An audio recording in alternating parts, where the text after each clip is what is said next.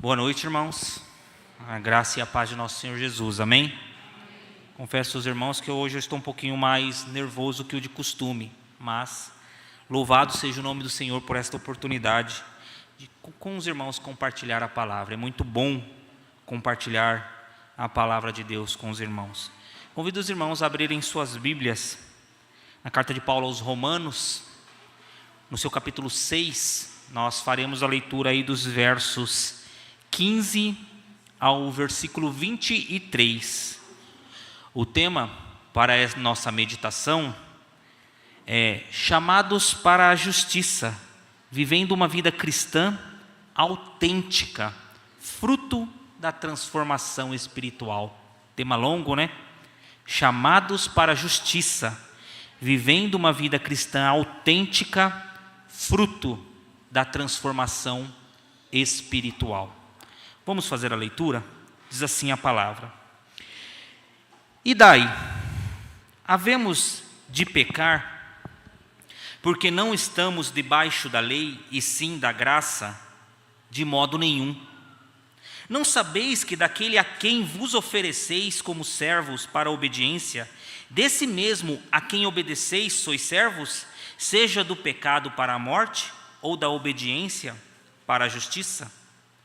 Mas graças a Deus, porque outrora escravos do pecado, contudo viestes a obedecer de coração a forma de doutrina a que fostes entregues.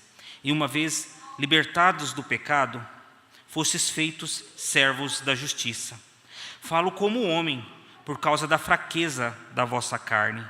Assim como oferecestes os vossos membros para a escravidão da impureza e da maldade para a maldade, assim ofereceis agora os vossos membros para servirem à justiça para a santificação. Porque, quando éreis escravos do pecado, estáveis isento em relação à justiça. Naquele tempo, que resultado colhestes? Somente as coisas de que agora vos envergonhais, porque o fim delas é a morte. Agora, porém, libertos do pecado, transformados em servos de Deus, tendes o vosso fruto para a santificação e, por fim, a vida eterna. Porque o salário do pecado é a morte, mas o dom gratuito de Deus é a vida eterna em Cristo Jesus, nosso Senhor. Obrigado, Pai, por esta oportunidade, Senhor. Fala aos nossos corações, Pai. Fala ao meu coração, ao coração da Tua igreja, pois queremos ouvir, Senhor, a Tua voz, por intermédio do Teu Evangelho. Em nome de Jesus, amém. Certo escravo que serviu por muitos anos a um senhor, ao seu senhor, na verdade, ele era constantemente surrado e maltratado. Todo o tempo em que ele serviu a este senhor, ele era desse jeito tratado. Ele era surrado, ele era maltratado, ele era espinhado. Depois de algum tempo, quando este senhor deste escravo entendeu que ele não servia mais, ele já não estava mais servindo para ele, ele foi vendido ao mercado de escravos. Depois de anos de maus tratos, depois de realmente ser muito maltratado, de ter sido tratado pior do que um animal, sem nenhuma dignidade. Porém, quando esse escravo foi vendido, ele foi comprado por um novo senhor.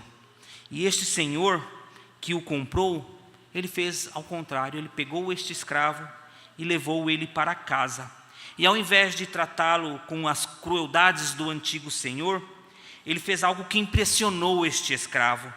Este novo senhor cuidou das suas feridas, deu-lhes um lugar à mesa com os seus filhos. E o escravo, vendo isso, sentindo que realmente ele era amado, ele ofereceu a vida dele para servir-lhe a este senhor por toda a vida. Não porque ele era forçado agora, mas por amor aos cuidados deste novo senhor. Essa história, meus irmãos, é uma história fictícia, que eu escrevi na hora ali, mas que reflete muito bem a nossa história em termos espirituais. Nós éramos maltratados, nós éramos escravos do nosso antigo senhor, mas fomos comprados e colocados agora à mesa do grande Rei dos Reis, do Senhor dos Senhores, e podemos participar do banquete juntamente com Ele. Louvado seja o nome do nosso Deus. Ao escrever a carta aos Romanos, o apóstolo Paulo, ele sabia que estava escrevendo para uma igreja que era uma igreja mixigenada, vamos dizer assim, uma igreja misturada. Ali havia judeus e gentios. Esses judeus que estavam ali eram judeus que estavam retornando para Roma. E ao retornarem para Roma, devido a um decreto que houve pelo imperador Cláudio no ano de 49, eles foram expulsos de Roma e depois retornaram para Roma. E ao chegar em Roma, eles encontraram uma igreja agora com uma quantidade de gentios que estavam praticamente liderando esta igreja. Então Paulo, ele vai enviar esta carta agora a esta igreja, declarando para eles o desejo de visitá-los, que queria visitar essa igreja, talvez, quem sabe, para fazer daquela igreja ali uma espécie de igreja missionária, que a enviasse para os confins da terra, para a Espanha, por exemplo. E Paulo, ele vai iniciar esta carta aos Romanos aqui, declarando o Evangelho como o poder de Deus para a salvação. O poder de Deus para a salvação de todos, porque depois ele vai mostrar como toda a humanidade, como todos estão debaixo da ira de Deus. Então no capítulo 1 ele vai falar o seguinte, qual é a necessidade do Evangelho? Porque todos estão debaixo da ira de Deus. Depois Paulo, ele vai mostrar no capítulo 2, e vai mostrar para nós a hipocrisia dos judeus. Como os judeus eram hipócritas, achavam-se melhores porque tinham a lei, porque a lei estava a ele, mas Deus julga todos com imparcialidade. Não é porque você conhece somente a lei, você é realmente um israelita. Depois do capítulo 3, Paulo vai reforçar que todos pecaram e destituídos estão da glória de Deus. Todos pecaram e estão longe da glória de Deus, e que todos realmente só podem se achegar a Cristo mediante a fé na obra da justificação, que é gratuita para nós por meio de Cristo Jesus, o nosso Senhor. E aí no capítulo 4 ele vai dar um exemplo desta justificação pela fé. Ele vai pegar o profeta Abraão e vai mostrar para os irmãos daquela igreja um exemplo claro do que é realmente a justificação pela fé e não pelas obras, mostrando isto na vida do patriarca Abraão. Aí chegando no capítulo 5, ele vai dizer sobre os benefícios que esta justificação pela fé traz a nós. E o benefício que nós temos por esta justificação é que agora nós temos paz com Deus. Outrora éramos inimigos de Deus, mas agora nós temos paz com Deus. E ele vai fazer esta comparação entre Adão e Cristo, falando que Adão trouxe para o mundo a morte, mas por meio de Cristo, por meio da graça, nós temos a vida eterna.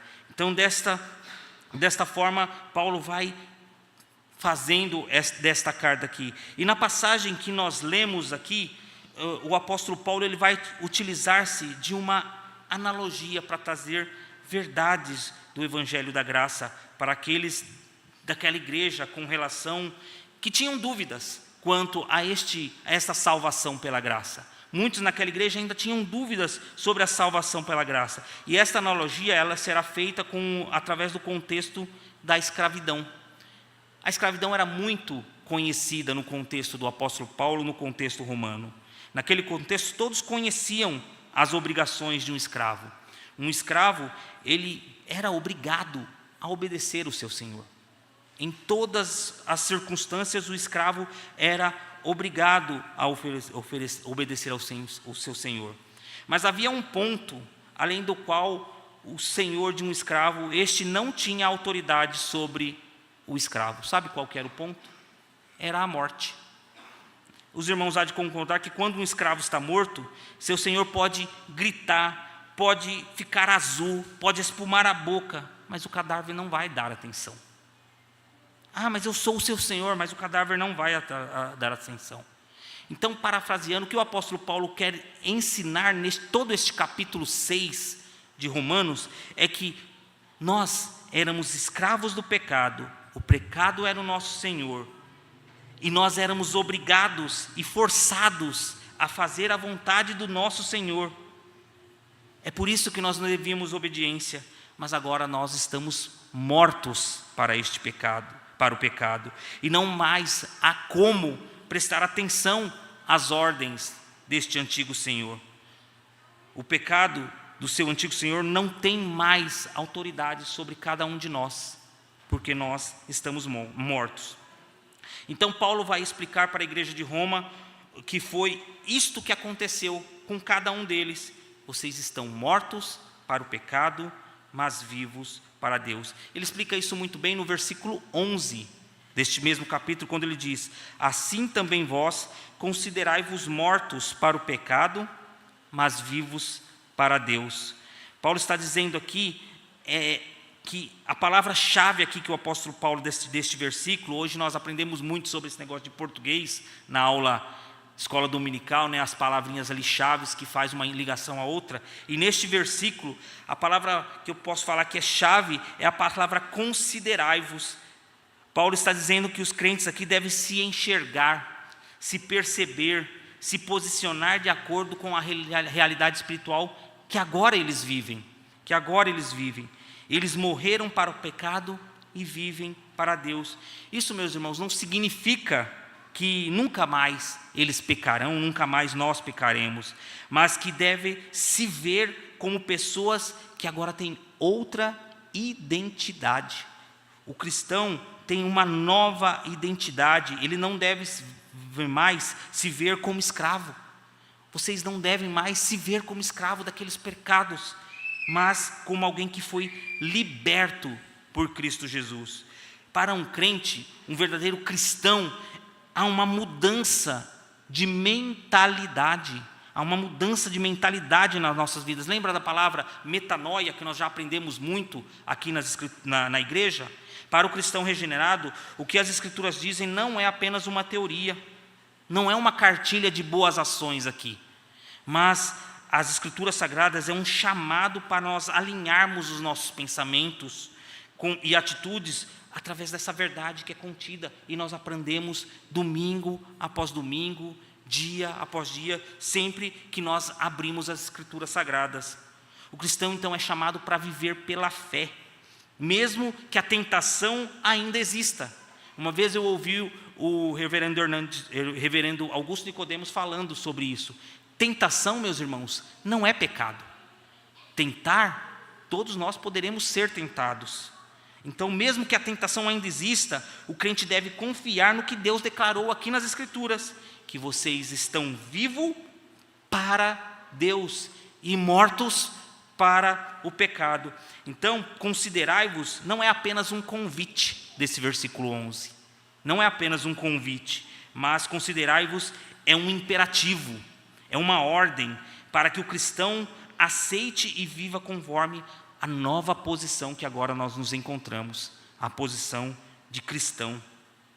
Então o apóstolo, todo esse ensinamento que ele tem no capítulo 6, ele vai reforçar agora esse ensino sobre a transformação que há e que ocorre na vida daqueles que foram libertos do senhorio do pecado e agora vivem para Deus. E agora ele vai dar um reforço, vamos dizer assim. E a passagem que lemos de 15 a 23, ela nos desafia a considerar a quem nós estamos servindo. A quem nós estamos servindo. E o primeiro ponto que eu quero destacar aqui para os irmãos é que, primeiro, a graça, ela não é uma licença para pecar. É isso que o apóstolo Paulo ensina aqui, que a graça, ela não é uma licença para pecar. E ele vai mostrar nesta passagem aqui, meus irmãos, qual é o princípio da servidão espiritual. Qual o princípio da servidão espiritual? Os versículos 15 e 16. Vamos ler primeiro o versículo 15, que diz assim: e daí? Havemos de pecar, porque não estamos debaixo da lei, e sim da graça? De modo nenhum. Notem essa palavra, e daí? E daí? Ela liga o último versículo da passagem anterior, da perícope anterior, quando o apóstolo Paulo ele finaliza o versículo 14 dizendo: porque o pecado não terá domínio sobre vós, pois não estáis debaixo da lei, e sim da graça. E aí os judeus, esta igreja de Roma, faz uma pergunta para o apóstolo Paulo: e daí? E daí? Havemos de pecar então, porque nós estamos debaixo da lei? Não estamos mais debaixo da lei, e sim da graça? Os judeus da igreja lá de Roma, como eu disse, era uma igreja mixigenada, eles ainda tinham nas leis e nas tradições, nos costumes deles, o modo operante de agradar a Deus. Era a forma que eles entendiam que eles podiam agradar a Deus, satisfazer a vontade de Deus. Mesmo para aquele judeu que havia reconhecido o cristianismo, mas ele fazia parte daquela igreja primitiva, a observância na lei para eles ainda era algo central para a sua salvação. De outro modo, naquela igreja havia ainda gentios que, ao ouvir isso sobre a obediência da lei, eles não entendiam isso de forma clara, não conseguiam compreender. Haviam duas culturas ali diferentes, então eles não conseguiam. Olhem o trabalho pastoral que o apóstolo Paulo tinha para lidar com as tensões e conflitos que tinham dentro desta igreja. De um lado, nós poderíamos dizer que tinha os teólogos, aqueles que falavam, que inquiriam, não, a doutrina da graça está errado. E por outro lado, tinha aqueles neófitos, os novos na fé, que ouvindo toda aquela balbúrdia, aquele burburinho, falavam, não, isso é motivo que eu posso andar de qualquer jeito, ou andar no pecado. Então Paulo, ele antecipa uma possível distorção do ensino da graça, respondendo à pergunta desse versículo 15. E daí? Havemos de pecar porque não estamos debaixo da lei e sim da graça? E notem que a resposta do apóstolo Paulo, ela é dura, ela é enfática. Às vezes o pastor, presbítero ou líder da igreja vai dar uma pastoral e às vezes é um pouco duro, mas a dureza muitas vezes, meus irmãos, é um modo de trazer o cristão novamente para entender o contexto, mas é sempre com amor, com carinho. E aqui ele é enfático. Aqui ele é duro, ele fala, de modo nenhum, a graça de Deus, que Deus nos liberta do domínio do pecado, a graça de Deus, ela nos liberta do domínio do pecado, mas ela não nos dá liberdade para pecar. Um verdadeiro crente, ele não usa a doutrina da graça com essa desculpa para desobedecer a Deus. Peco hoje, peço perdão amanhã. Peco hoje, peço perdão amanhã. Ele não usa a doutrina da graça para isso. Então a resposta dele é enfática, de modo nenhum. F.F. Bruce, comentando esse versículo, ele diz o seguinte: como é que nós devemos viver? Ele fala, como é que nós devemos viver? Assim como a vida de Cristo era e é caracterizada por espontânea e alegre obediência à vontade do Pai, assim é a vida do que estão em Cristo. Será caracterizada pela mesma obediência. Assim como a vida de Cristo era e é caracterizada por espontânea e alegre obediência à vontade do Pai, assim é a vida dos que estão em Cristo. Será caracterizada pela mesma obediência. Em outra citação, Bruce diz assim: ame a Deus e faça o que quiser. Se você pegar isso fora do contexto, ame a Deus e faça o que quiser, mas essa deve ser a máxima para aqueles que temem ao Senhor. Amar a Deus e fazer o que quiser, quem teme a Deus faz o que agrada ao Senhor. Quem teme a Deus faz o que agrada ao Senhor, busca fazer o que agrada ao Senhor. Tudo o que ele quiser fazer será para agradar ao Senhor. Você vai sempre se perguntar se estou agradando a Deus. Então, meus irmãos, fazer do ensino da graça uma desculpa para pecar, na verdade é sinal que aquele que usa realmente não conheceu ainda a graça do Senhor salvadora e nunca esteve debaixo da graça. Depois de responder de forma firme, Paulo então vai apresentar esse princípio que eu falei, o princípio universal que está relacionado aos servos aos servos, aos escravos. Ele diz assim no 16: não sabei que aquele a quem vos ofereceis como servos para obediência, desse mesmo a quem obedeceis sois servos, seja do pecado para a morte, ou da obediência para a justiça? A expressão aqui que temos que destacar, meus irmãos, é a expressão a quem. A palavra a quem aqui, usada pelo apóstolo, ela indica o senhor ou a autoridade a quem estamos nos submetendo. Ou seja, Paulo está mostrando aqui que todos servem a um senhor. Todos servem a um senhor. Se alguém se entrega ao pecado, está debaixo do senhorio do pecado e se torna escravo dele. Se alguém se entrega à obediência, está sobre o senhorio de Deus e torna-se servo de justiça. Então, meus irmãos, não tem essa história. Ninguém é independente espiritualmente. Ninguém é independente espiritualmente. Todos servem a alguém, ou ao pecado, ou à justiça de Deus. É a nossa obediência a quem que define quem é o nosso Senhor. Quem governa as nossas vidas? Quem é que governa as nossas vidas? Vai depender das nossas escolhas diárias, das nossas escolhas constantes diárias, porque somos servos daquele a quem nós obedecemos. Se nós escolhemos obedecer o pecado, nos tornamos escravos do pecado. E sabe qual é o resultado desta obediência? De obedecer ao pecado, sabe qual é o resultado? A morte espiritual, meus irmãos, a morte espiritual.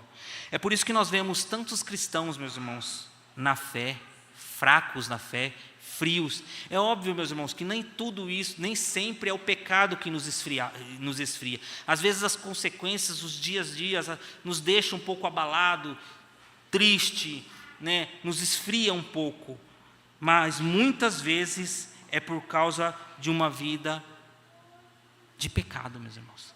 De uma vida de erros. Por outro lado, se nós obedecermos a Deus, somos escravos da justiça.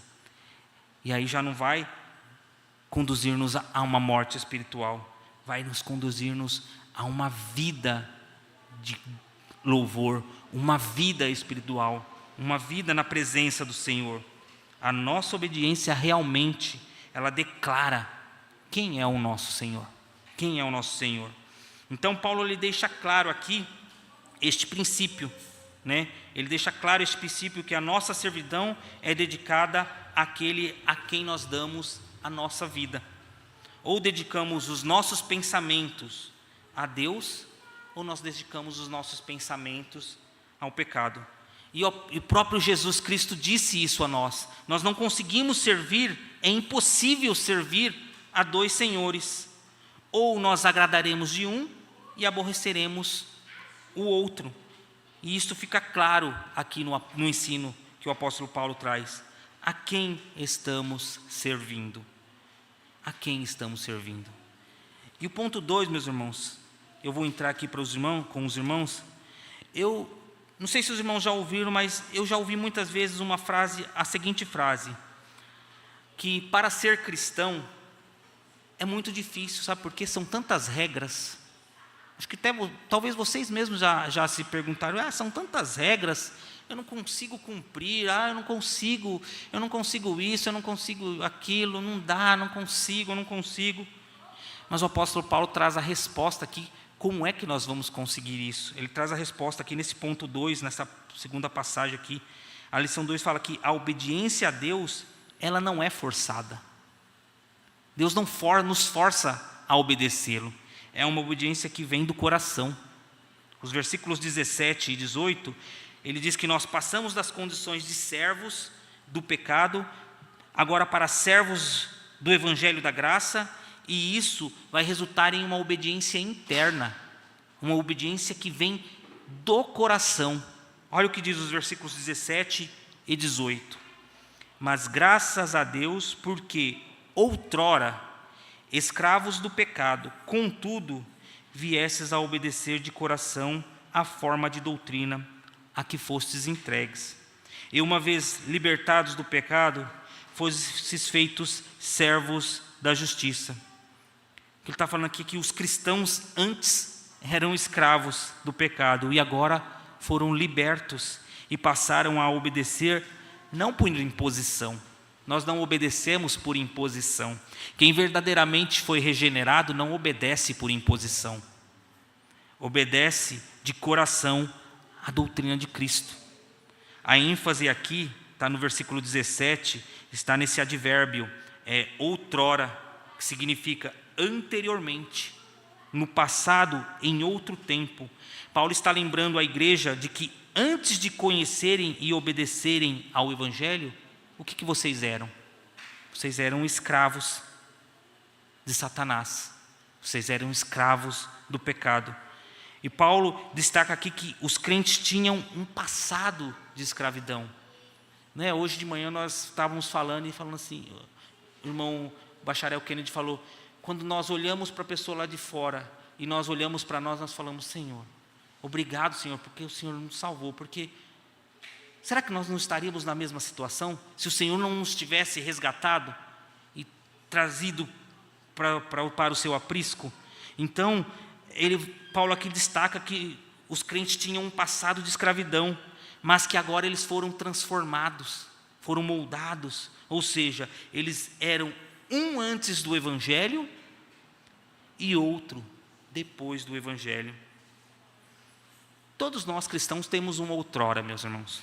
Ou seja, uma vida antes de Cristo, outrora vocês eram assim, e agora vocês são assim.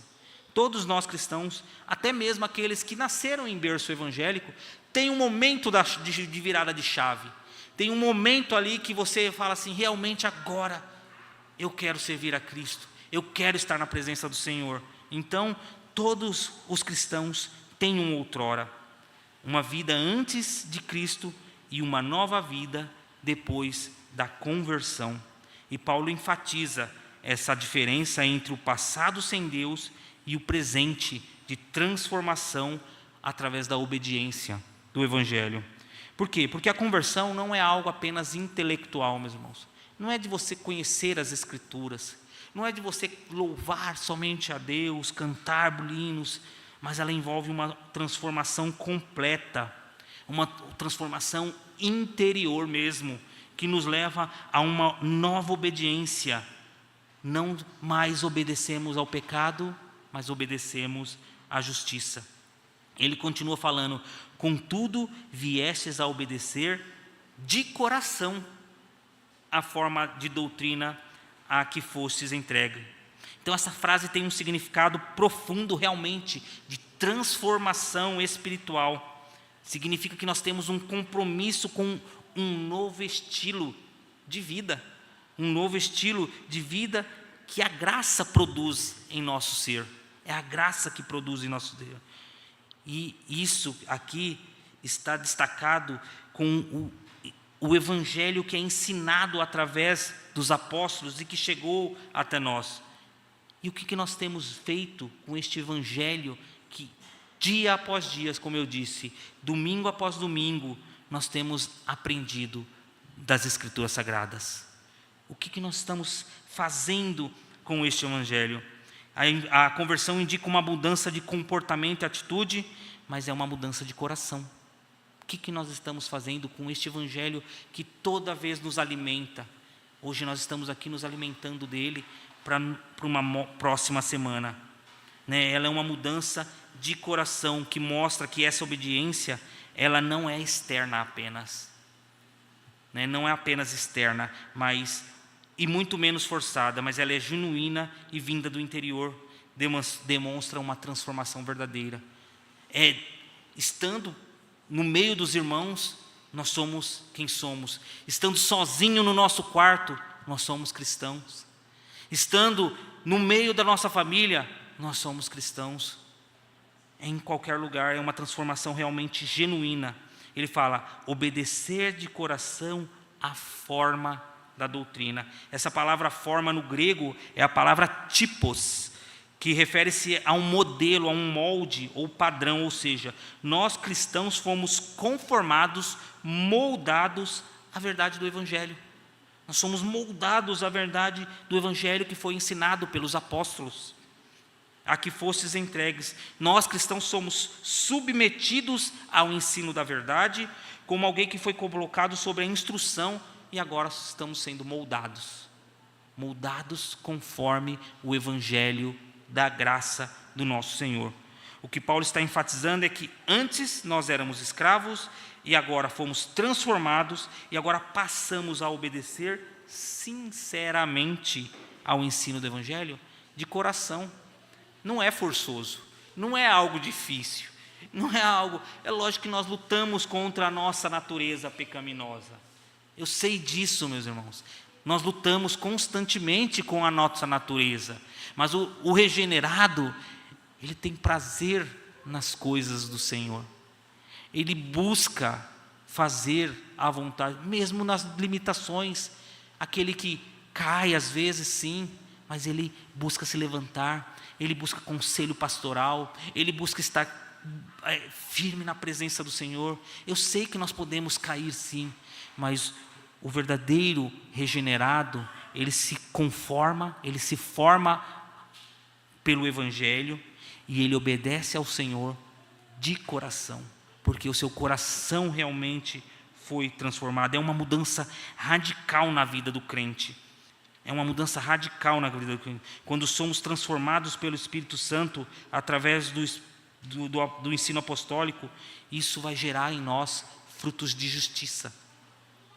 Fruto de justiça. É uma transformação realmente interior. E esse fruto de justiça, o apóstolo Paulo ensina aqui no ponto 3. Quais são os frutos que essa transformação de servos de pecado para servos de justiça produz? Frutos de justiça versus frutos do pecado. E Paulo também vai falar da recompensa do pecado versus o dom gratuito de Deus. Está nos versículos 19 até o versículo 23. O 19 ele começa dizendo assim: falo como homem por causa da fraqueza da vossa carne. Falo como homem por causa da fraqueza da vossa carne. Paulo aqui ele está indicando que Paulo indica aqui que está usando uma linguagem simples. É uma linguagem simples. Nós sabemos que o apóstolo Paulo era um homem culto, era um homem estudado, era um homem de diversas línguas, sabia conversar com intelectuais, epicureus, estoicos, sabia se portar entre os judeus da circuncisão, mas também sabia falar com gentios de classe menos favorecida. E aqui nessa passagem, ele busca falar com os leitores para que eles possam compreender verdades espirituais. E como eu disse, ele faz uma analogia. A analogia qual é? Da escravidão. Mas essa comparação que ele faz da escravidão com a vida cristã, ela não revela realmente, de forma plena, a natureza da vida cristã. E por quê, meus irmãos? Porque todos nós sabemos o que é um contexto de escravidão, até mesmo aqui, a escravidão brasileira. E no contexto da escravidão romana não era diferente, trazia uma conotação desagradável. Falar de escravidão traz uma conotação desagradável. Escravos. É uma conotação muito desagradável, porque é uma palavra pesada, pesada. E essa conotação pesada que o apóstolo Paulo utiliza, ela não expressa realmente assim a verdade do Evangelho, porque ser escravo num contexto romano e até no contexto da escravidão brasileira aqui, era algo difícil, era algo pesado. Mas servir a Cristo é algo pesado? O que o próprio Jesus Cristo disse aos que o seguem? Vinde a mim, todos que estáis cansados e sobrecarregados, e eu vos aliviarei. Tomai sobre vós o meu jugo e aprendei de mim, porque eu sou manso e humilde de coração, e achareis descansos para a vossa alma. Por quê? Porque o meu jugo é suave e o meu fardo é leve. O fardo de ser cristão, o fardo de seguir a Cristo, é um fardo leve. Por isso que esta analogia de escravidão se torna às vezes até algo pesado. Mas por que o apóstolo Paulo utilizou isso? Ele diz, por causa da fraqueza da vossa carne.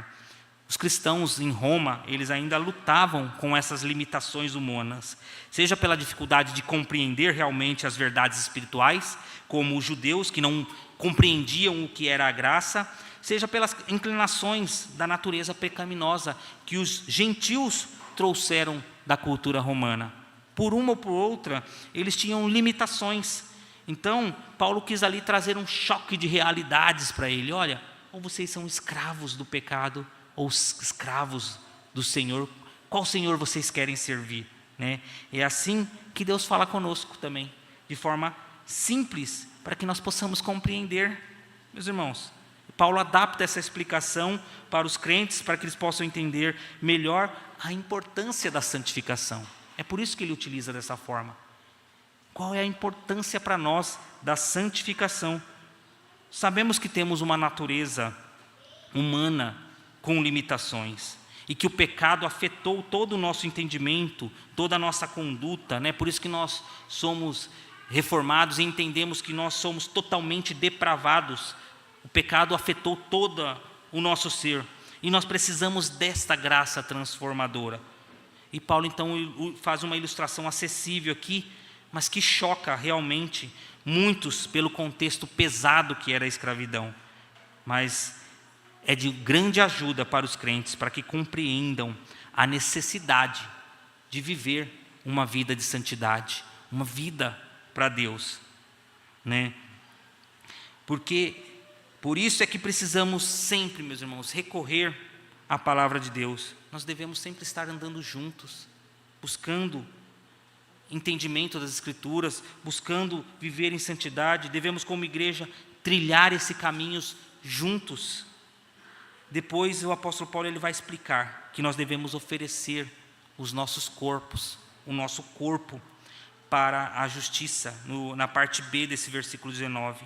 Assim como oferecestes os vossos membros para a escravidão da impureza e da maldade, para a maldade, assim oferecereis os vossos membros para servirem agora a justiça, para a santificação. Paulo vai fazer uma comparação, uma metáfora com o corpo, vai indicar que as nossas ações refletem aquilo que nós somos e aquele a quem nós servimos. O que Paulo quer dizer com isso? Que não há neutralidade, meus irmãos, não existe neutralidade. Não existe neutralidade nesta vida. Ou servimos a um, ou servimos a outro, e não há um meio termo. E nossa entrega ela tem que ser intencional. Sabe que a santidade ela é um processo. A nossa entrega tem que ser intencional. Nós cremos sim na soberania de Deus. Nós não cremos na soberania de Deus, que Deus está no controle de todas as coisas, de que nada acontece sem a sua sem a sua vontade, né? Nós entendemos que tanto o querer quanto o realizar vem do Senhor, e que Ele nos conhece muito bem, que até o entrar na igreja, como foi hoje dito pela manhã, é porque o Senhor nos trouxe. Nós entendemos muito bem isso, né? E que nós fomos regenerados, sim, por intermédio do nosso Senhor, salvos somente por sua graça. Sim, nós sabemos que isso é uma ação monergista, uma ação que vem de Deus, mas nós sabemos também, meus irmãos, de uma forma que não afeta a soberania de Deus, que a santidade é algo que precisa de nosso esforço também. É uma sinergia, aqui entra a palavra sinergia, que nós somos responsáveis, sim, por nossas atitudes. Somos responsáveis, sim, por nossas atitudes. Portanto, assim como no passado nós dedicamos ao pecado o nosso corpo, agora nós devemos dedicar o nosso corpo à santidade. Nosso corpo reflete aquilo que nós servimos. Onde está colocado os seus olhos? Onde estamos colocando os nossos olhos? Estava conversando com o pastor e falando para ele que as redes sociais, ela é muito boa, meus irmãos, mas também ela é um perigo. Ela é um grande perigo, tanto para um quanto para o outro. Onde nós estamos colocando os nossos olhos? Onde estamos colocando a nossa mão? O que estamos fazendo com a nossa boca? E o que nós estamos pensando? Tudo isso deve ser instrumentos para glorificar a Deus e não o pecado. Sabemos que a santificação ela não é algo automático. Eu sei, meus irmãos, não é algo automático, não é num clique, mas que exige uma decisão, um esforço diário, um exercício para obedecer a Deus. Nós estamos num processo. Aquele que começou a boa obra em nós, Ele é para terminá-la. Nós estamos num processo de santificação. E ele vai continuar dizendo nos próximos versículos o seguinte: porque quando éreis escravos do pecado, estavais isentos em relação à justiça. Naquele tempo, que resultado colhestes? Somente as coisas de que agora vos envergonhais, porque o fim delas é morte. Agora, porém, libertados do pecado e transformados em servos de Deus, tendes o vosso fruto para a santificação e por fim a vida eterna. E o verbo aqui é o verbo éreis, que é o verbo ser, indicando um estado contínuo anterior. Éreis escravos, ou seja, significa que os crentes antes da conversão viviam sobre um domínio. E agora, esse verbo enfatiza que o pecado era uma condição normal da vida dos não regenerados. É só olharmos para o mundo. Aquele que não é regenerado, é só você olhar para o mundo. Olha o que o mundo nos cerca, meus irmãos. Jogos, pornografia, adultério, drogas, bebedice, glutonaria, maledicências, ignorâncias, etc, etc, etc. Só olharmos. E muitos desses pecados, como nós já comentamos, são pecados escravizadores, que às vezes vêm conosco lá de fora. Nós entramos na igreja, conhecemos o Evangelho, mas ainda estamos escravos de alguns desses pecados. Continuamos ainda lutando contra esses pecados. Naquele tempo, que resultados colhestes? Naquele tempo, que resultados? Somente as coisas de que agora vos envergonhais. Porque é vergonhoso, meus irmãos. Por mais que uma pessoa fale assim, não. Note, uma pessoa que é pega em adultério, ela vive uma vida que ela vai, adultera, chega em casa, beija os filhos, beija a esposa, e quando ela pega no flagra, ela tem vergonha. Ela tem vergonha, ela se envergonha. Naquele tempo, que resultados colhestes? Somente as coisas de que agora vos envergonhais. Por fim, porque o fim delas é morte. Paulo, então, ele faz aqui uma pergunta retórica e vai dizer que o pecado não produz bons frutos. Que antes da conversão, muitos de nós vivíamos sem perceber essas consequências. Muitos de nós vivíamos sem perceber essas consequências. Agora, olhando para trás, vemos que isso traz vergonha e traz destruição. O mundo jaz no maligno. O mundo jaz no maligno. E nós somos sal da terra e luz do mundo. Sal da terra e luz do mundo. Então, sem perceber, nós não entendíamos as consequências. E quando nós lembramos do passado, meus irmãos, não é para entrarmos em juízo novamente. Não é para vocês ficarem se martirizando, lembrando do seu passado. Sabe por quê? Porque o Senhor Jesus já pagou pelos seus pecados, passados, presentes e futuros.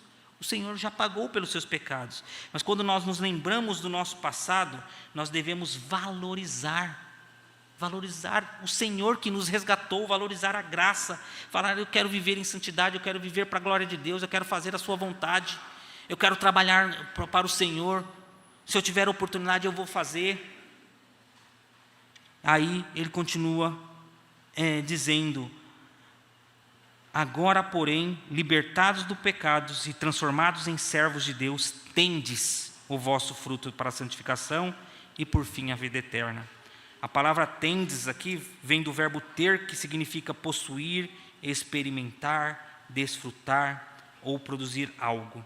Paulo faz uma ligação entre essas duas condições de transformação. Agora, porém, libertados do pecados, tendes o vosso fruto para a santificação. O que Paulo está indicando aqui é nessa conexão, ele indica posse e consequência. Os crentes são livres do pecado e pertencem a Deus, e eles possuem agora e produzem frutos e que levam à santificação. Nós só podemos produzir frutos para a santificação porque nós fomos libertos do pecado. Quem está lá fora, quem está no mundo, quem não conhece a Cristo, não consegue produzir frutos para a santificação. Nós só conseguimos produzir frutos para a santificação Porque agora somos libertos do pecado. A santificação, então, meus irmãos, é um processo inevitável. É inevitável para quem está em Cristo.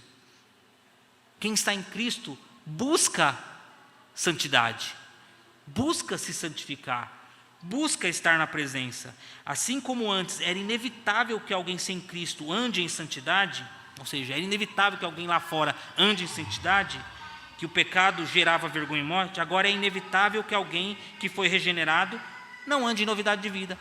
Quem foi regenerado anda em novidade de vida.